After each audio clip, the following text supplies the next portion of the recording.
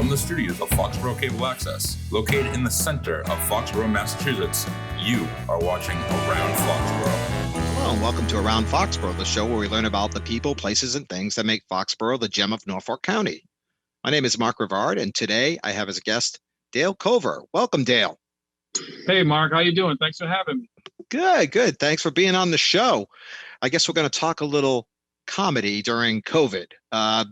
What the world needs during COVID and the pandemic is comedy, and that's what Dale does. And we're going to talk about what he's been doing during this time. So Dale, tell us a little bit about how you got into comedy, because a lot of people always want to know, how does a comedian become a comedian? What drives them into that field? Yeah, well, I guess a lot of comedians say the same thing. They say it's something that they always wanted to do, right? And that's the same with me. I started comedy a little bit later, and I was raised by a baby boomer, and back in the day, the idea was go to college, get a good job, and live happily ever after. I don't think the arts was stressed as much as it is today. Today is a little bit different, a lot of different avenues and different ways to express your creativity, and a lot of the tools and resources are readily available. So that's awesome. So for me, I just got to a point where I had a talent, something I thought I could do. I felt I could do it well, and it had to come out. So I had to give it a shot, and I'm glad I did. And ever since, I just been enjoying the moment, just enjoying the memories, just racking them up, just experiences. So, just being able to look back and think about some of the things that we've done, people we've made laugh, money we've raised from fundraisers, smiles we put on faces of people that were pretty sad given their circumstances. So it's a real gift, and to be able to share it, it's just a great thing. That's awesome. And you perform all around New England, basically Massachusetts, Rhode Island. You're originally from Providence, but you're living in Mass now. Yeah, I'm right around the corner, right next door. I've been in Attleboro for about 14 years or so. I love it here. My kids go to the regional charter school in Foxborough, right across the street from your studio. And I'm from Providence, and I perform all around this area. So I find myself, jumping on 495 down to Cape Cod, or 24, on up to southern Massachusetts, Western Mass, Connecticut, etc. And I got to perform in some of the nice comedy clubs in New York as well, Dangerfields, Levity Live, things like that. So just trying to do as much as I can and go where I can, and it's been great so far. It must be hard though now with the pandemic. Not as much in-house performing. I mean, it's starting to come back a bit, with the vaccines, and hopefully things are getting back to whatever the new normal is going to be. But it must be a little difficult right now. Are you still practicing? In other words, I always want to ask that question of comedians. Like, all right, who do you practice to? Do you practice to your family, your friends, when you have new routines, things like that? Yeah, I guess everyone's different. The pandemic has been very difficult. I think the last time I was able to perform was, I think, around November. We were doing a live Zoom show we would do. We had a nice stage, and we would get a small crowd of 10 to 15 people, just enough to have a little bit of fun. But the numbers with the COVID started going up. So we said, you know what, let's just chill out for a little bit, make sure everybody's safe. So it's been about 4 or 5 months maybe since I've been on stage. But I'm as a comic, you're always creating and writing because you're observing things. So it's just a matter of taking these experiences and filing them away, maybe jotting some stuff down. But at the end of the day, it comes down to a point of like if you look at what we did the past year, things are starting to open up. Like you said, we're going to be back on the stage soon. So how do we take everything that we've all been through, right? We've all been through something, and I'm sure a lot of comics are going to have a lot to say, and it's going to be very interesting to see the different angles and the different perspectives, right? Even though we all been up with the same thing, which is a good thing, because, the tough thing with comedy is you got to realize the audience doesn't always know your issue, So that's one of the things that I learned very early on. When you talk to different crowds, they don't always know your pain, or they don't understand the situation. So you have to educate them while you're trying to humor them, right? But with the pandemic, we all been we all been through it. So it's going to be interesting. It's going to be interesting. I think there's a lot of people they're going to be singing the lyrics to a lot of people's songs. I feel like so it'll be fun. Yeah, we've all been sharing the same pain. In other words. Exactly. And who'll have the best chin diaper joke? And that's somebody's gonna have one. That's the downside too, especially with the when comedy first comes back, like those first couple of shows, they're gonna have to sit through every comic talking about the chin diaper. Yeah. But I better come up with a joke first because I want to take credit for that. Yeah, sure. Good luck with that. Yeah. Yeah, no kidding. So tell me. So I was going over your website. I'm like, what is Funny for Funds? Because that drew my eye. It had something to do with raising money for causes, which I always love. But tell us a little bit about that. How that came about. Oh yeah. Funny for Funds is a great fundraising organization, and they raise money with comedy fundraisers. It was founded by Mike Murray and Bill Simons, I think in 2014 or so. And that's significant for me because I think one of the first times I was on stage in front of people that were not friends and family was with Funny for Funds. So very early on, through Funny for Funds, I was able to perform in front of nice sized crowds, 200-300 people. So that really was a big part of my development, and so I appreciate them and the opportunity so much. But as a company, Funny for Fun's been around, like I said, since 2014 or so, and they've helped raise over $2 million for groups and causes, from sports and little league teams, people trying to raise money for surgeries or trying to raise money for medical purposes, just many different causes. Funny for Funds is a great way to bring people together. When you're raising money, there's a few ways to approach it, right? You can sell cookies to people that want it, but they know they shouldn't have it. I just polished off 2 boxes of Girl Scout cookies.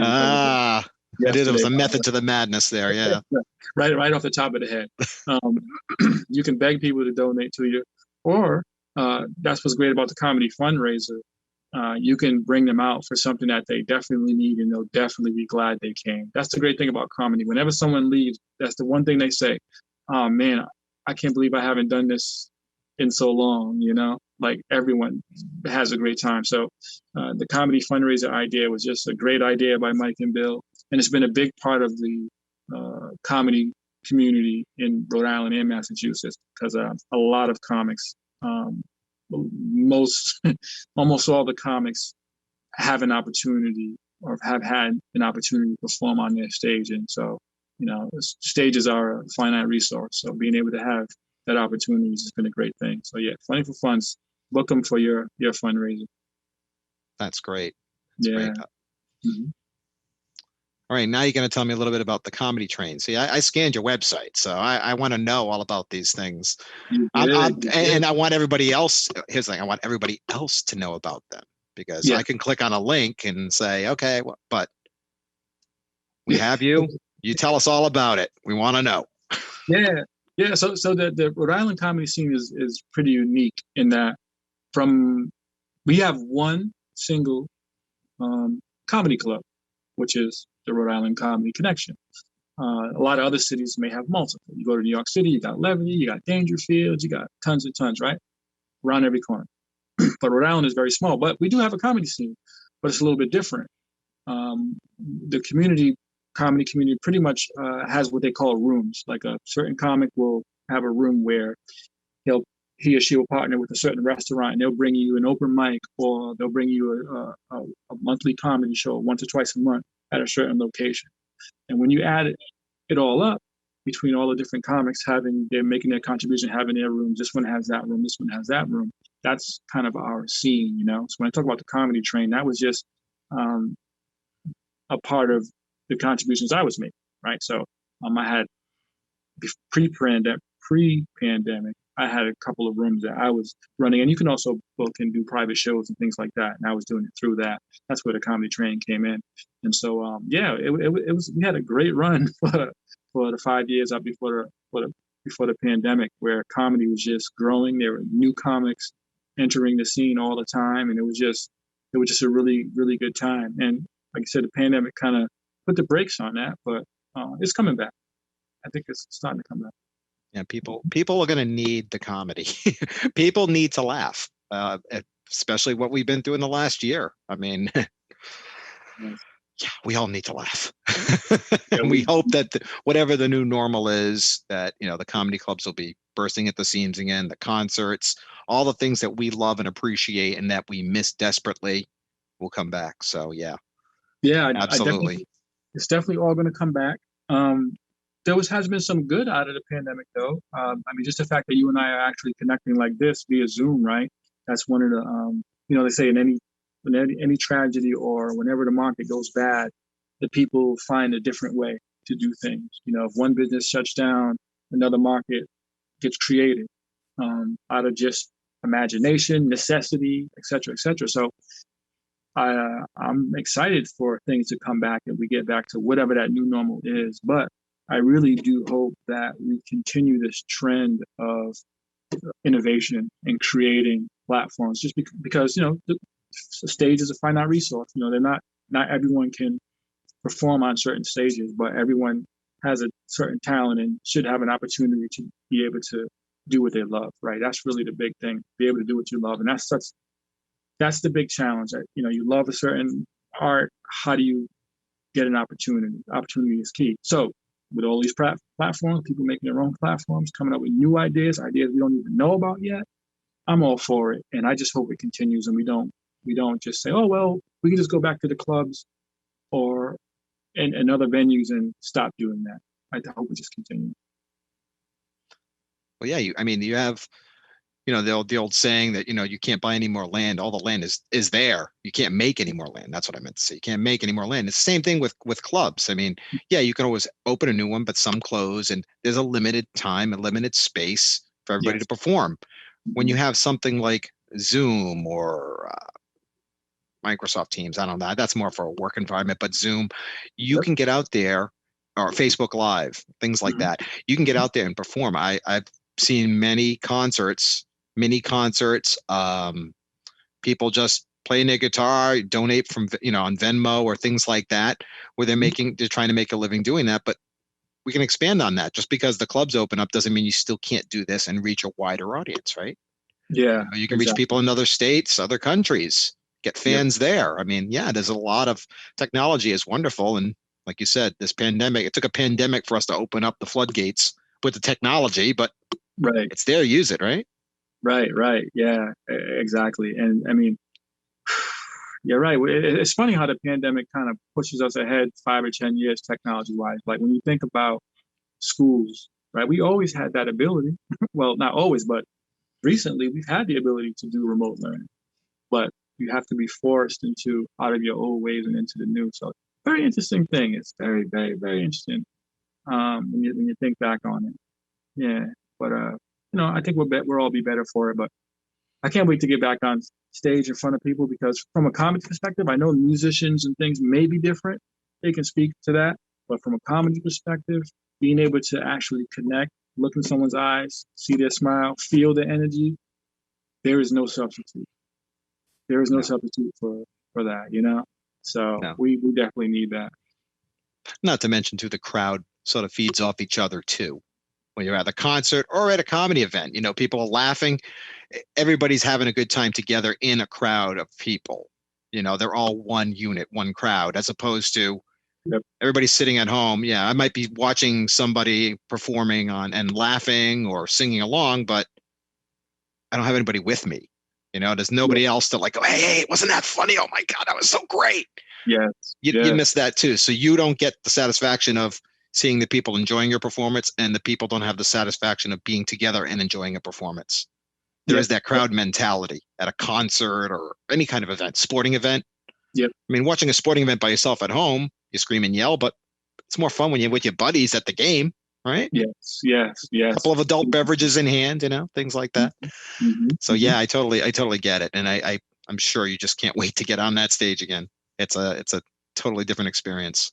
Exactly. Yeah, that's what I miss the most. Really, really that. Yeah.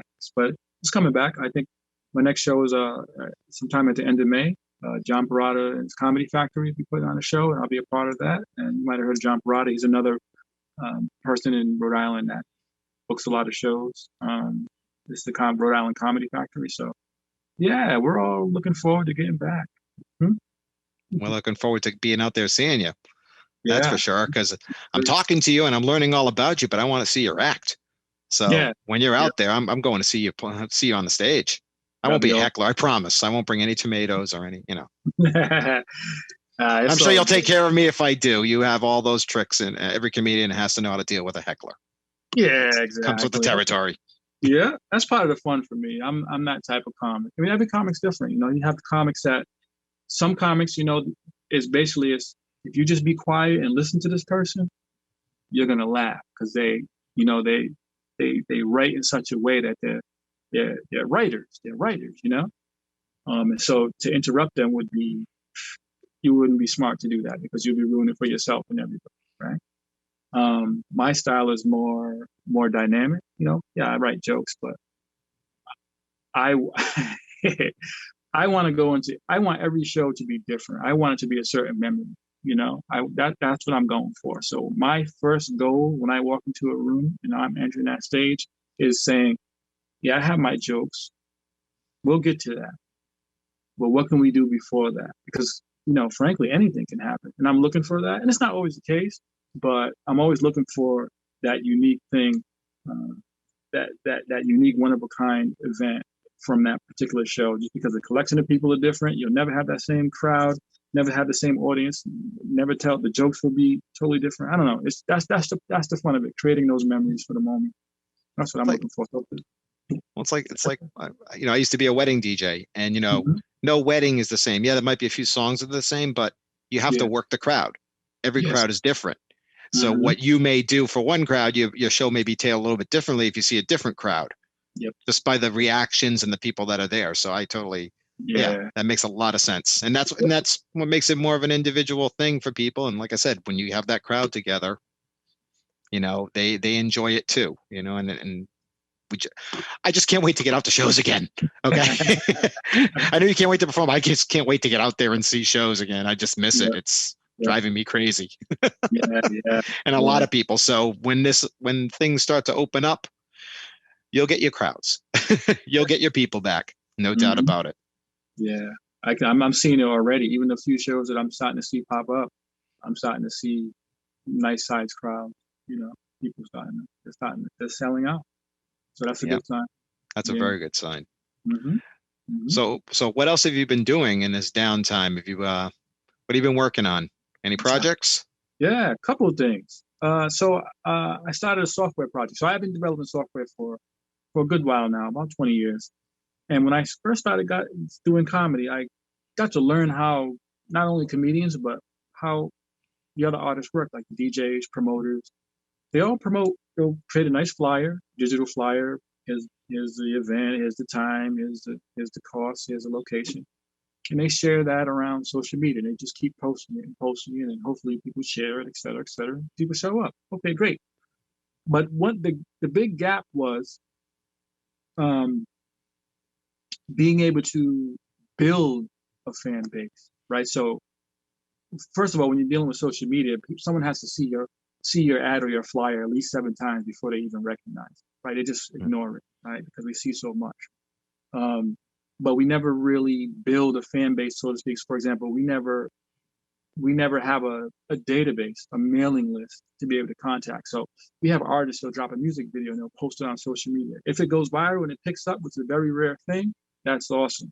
But 99% of the time, it's going to circulate through a few friends and then it's going to fall flat, right? That's just the nature of it. It has nothing to do with the quality of work. That's just how it is. But imagine if an artist can say, here's my new music video, and send it out to 50,000 people that are on their mailing list, 10,000 people, 5,000 people. That initial boost is going to help give it those legs. And so being able to build that foundational mailing list, which businesses do all the time, right? They use tools like Constant Contact, MailChimp, etc. But an artist is not going to sit down the average artist that represents the long tail, most artists, right, are not going to sit down and create a mailing campaign. So I created an app called Overbooked, which takes the flyer, because I don't want to change how we work, but I want to be able to add to what we do. So with the app, you can, one of the big things behind it is you can easily capture fans' mailing address. So after a show, they say, "Oh wow, Joe, that was great." I just hand them my phone and say, "Hey, next time I'm in town, okay, if I send you an email?" They say, "Absolutely," works every time.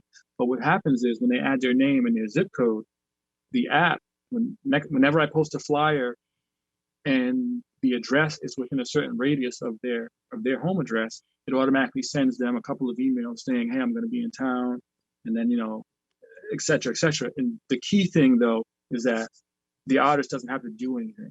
All you have to do is, create your flyer like you normally do, add it to the app, and you get some other features too. There's other stuff that you can do. It helps you share, creates everything on a calendar, like a list of all your shows. So instead of sharing a flyer, you're sharing all of your events. They can subscribe, all that kind of stuff.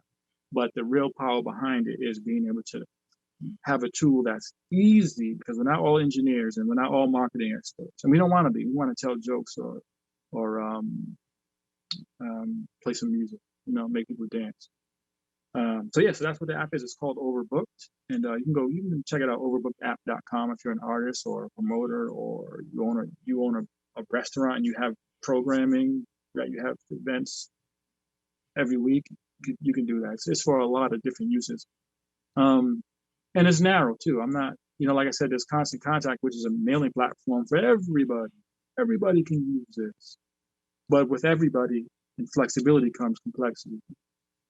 This app is strictly for guys like me and you, because you do events, right? You're a DJ. You're a DJ.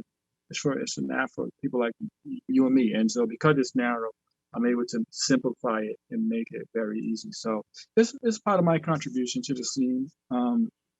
Just trying to grow it, trying to figure out different ways to make it useful. For example, Zoom is a thing now, right? Zoom is a big deal. So I'm working on now adding some Zoom capability, so to be able to post your Zoom events. And Zoom is unique because you have the login, this meeting ID, you have the password that you want to protect, et cetera, et cetera. That's a big deal, right? Whenever someone wants to join your Zoom, yes, you got a Zoom show coming, but what do they always got to text you? What's the password? What's the meeting? What's the ID? What's the right? That problem exists, right? So we got these new ways of working, and so now I'm like, okay, let me see if I can solve that problem. So with the Zoom, how I'm having it is, when you create the flyer, et cetera, you just put the Zoom ID and the password. We'll send them the password via email because they're on your mailing list. You want them to come in, because if you don't use the password, you get bombed. You ever have someone jump on your meeting and try to destroy it? Yeah, I haven't had that, but I've heard stories, horror stories. Yeah, I heard horror stories too. It didn't happen, but a couple weeks ago, someone had a premiere of a video that they created, a short movie, and we all joined, and some dude kind of ruined it. So we stopped. We had to reconvene like an hour and a half later, and he had to resend out invites with the password directly to, so that happened. So just really trying to like I said, have a tool for people to be able to do what we love, and hopefully build our 1,000 true fans. And keep out the Zoom crashers. And keep out the Zoom crashes. Yeah. So that's a big project I've been working on, and so we'll see where that goes. Like I said, Overbooked apps. And another fun project is just wrapped up filming a short movie.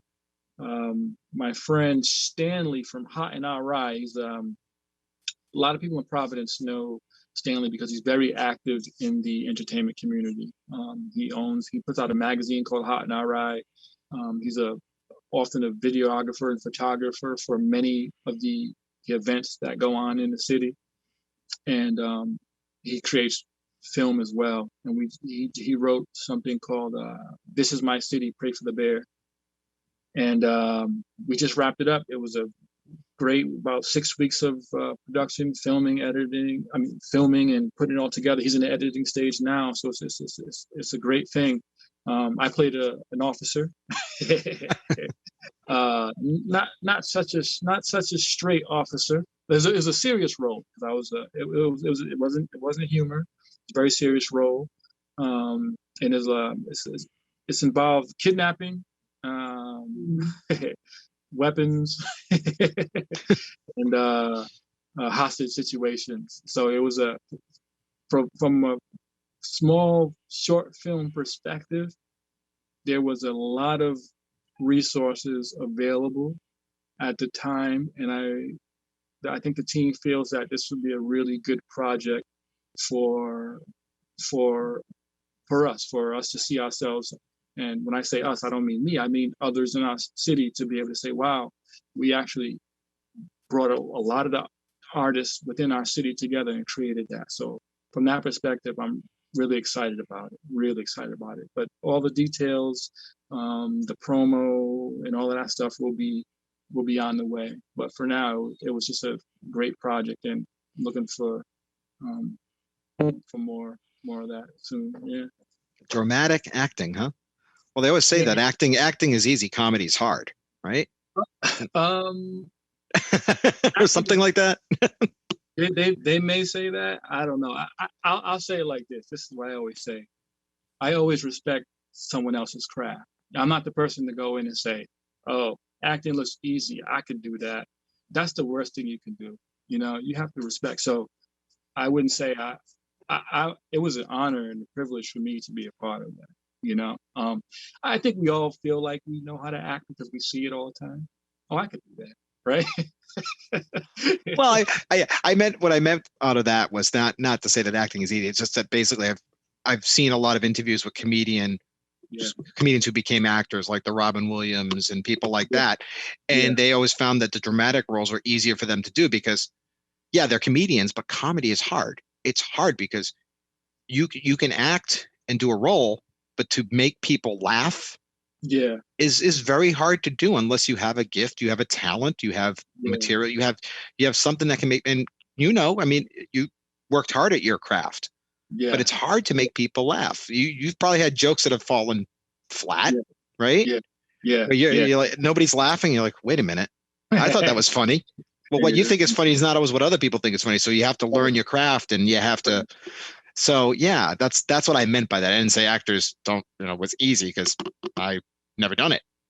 Right. I would just say from the acting perspective, at least there's something else for people to look at. Right? Right. Same thing with music, right? To learn how to play music, that's a skill. But at least, they can look at someone else. They can dance, they can talk and be entertained while they're listening to you. But when it's comedy, we're staring at you. And so from that perspective, it's a little different. And you need their full attention. That's the key. Yeah. The other thing too, between acting and comedy, acting, you can always retake it. Comedy, you're on the stage in front of people, you mess up a joke, you can't really do it again. It's a one-shot deal. So you can move on to another joke, but if that one, it's not like, okay, take two, like we're doing a show now, take two. No, can't do that. No, I can't do that. But I hope to do more. So it was a great experience. I've done a lot of. I'm into the filmography too. Like I love to create short comedic skits. Like I enjoy it a lot. I spend a lot of time behind the camera and in the editing room. So definitely have some skill there. But to be on the other side and trying to help bring out someone else's vision, that's a whole different ball game, right? And that's what I mean when I say acting is so easy, because when I'm doing it myself, if I'm creating a comedy skit, it doesn't matter. I do what I think it's right. I did it right. That's the way I wanted it. When you're really trying to help someone bring out their vision, and you want to do it right. You want to do it the way they want it. You want to be able to convey what they're trying to tell you. Yeah, there's some details in that. And I'm like, all right, okay, there's some learning there. And but it's good. I'm glad I was able to do it. So that was another big project that just wrapped up during the quarantine. So excited to be able to do that. And so you've been busy. You've been busy between that and creating the app. You've had a lot going on, and now hopefully fingers crossed, things are starting to get back a little bit towards more of what we think is going to be normal, and you'll be able to get back out on stage and do that too. So that's awesome. Yeah. So yeah, it's all stacking up. Yeah. The other day it was 60 degrees out. I thought we was almost there. I was like, okay, things are starting to change around here. Wait a minute. How long have you lived in New England? Come on. It's March. but I can tell you, all the time I've been here, I haven't had it. I rode my bike early in the morning because it was sunny. Then I came in the house and it started snowing. Yeah. Right. And yep. And then it was sunny again. That has never happened in all my years. I didn't know what was going on. Well, New England, we can have all 4 seasons in one day. You don't remember that old joke? It's true. Yep. You get up in the morning, you're cold, then you're in shorts, and then you put on a sweatshirt, and then you have the jacket, and then yeah. I thought it was kind of funny when it was sunny and then snowing too. And it was. I was like, really? But it's New England. It is New England, but we're getting there. So there are signs that things are changing around here. Mm-hmm. Yeah, absolutely. So before we go, we have to give a plug. Tell everybody your website where they can find out any information about upcoming gigs or any, overbooked app, anything like that. Cool. Yeah. The easiest way to find me is to remember my name, Dale Cover. That's Cover. You plug that in any search engine. I'm usually one of the first couple to show up because, there aren't too many Dale Covers. So you can go to dalecover.com. The name of the app is Overbooked. The Overbooked app, so overbookedapp.com. Definitely go download that and check it out if you're a gig artist. I think it'll definitely be helpful for you. And I'm easy to contact, so if you downloaded it and you had some ideas or you just wanted to talk about anything, comedy or whatever, I'm easy to find. I'm on all platforms. And dalecover.com. Start there. And I'll be in, let's see, my first show in about 5 months will be in Providence. Part of John Parada's Comedy Factory has an event May 30th. That's a Saturday, 7 p.m. at the bowling alley, Park Avenue in Cranston, Rhode Island. If you remember that. Yes, I've been there before. Have you been there before? Yeah. I have. Yeah. Oh, and by the way, the other thing before we go, your T-shirt. Yes. Show us that T-shirt. Okay. Yes, yeah. Let me see. It's not backwards, is it? No, it's perfect. Okay. So it says live, love, laugh. But if you look very close, it says live every minute, love every moment, and laugh every single day. So if you don't remember my name, anything, remember this. I wear this T-shirt all the time. Whenever I perform, I wear it all the time. And the reason why I wear it is because, well, first I have 100 of them. I was going to say, you're not wearing the same shirt every day. They're always clean. But I know comedians struggle, but I mean, you do have more than one shirt. I just want to make sure everybody understands that, Right, comedian. Right. No. Yeah, I do have a couple. Okay. But I wear it because, I actually believe in the message, and it seems like a very difficult thing to do, right? Live every minute, love every moment, laugh every day. But at the very least, I just imagine what the world would be like if that was at least everybody's goal. So, yeah. It'd be a much better world if everybody could live that way. That's awesome. Easy, right? Sounds so easy, right? But no, that is a great shirt. That is a great way to look at life, and I wish more people did because that's what we need. That's what we need. Yeah. Awesome. Well, Dale, thank you very much for joining us today. Really appreciate you taking the time to tell us about all this stuff. And the world needs comedy. We need you guys back in the clubs. We're coming back. Coming back. Yeah, we appreciate it. I really appreciate it, Mark. Thank you very much. And I can't wait to see the final product and share it around. And and I'm gonna join. I'm gonna follow you guys. You guys are at on YouTube. Yep, absolutely. Okay. And you can follow us on fcatv.org. All right, cool. I'm going to do that. Awesome. I appreciate it. Thank you. All right. Thank you. Okay. And that'll do it for Around Foxborough. Have yourself a great day.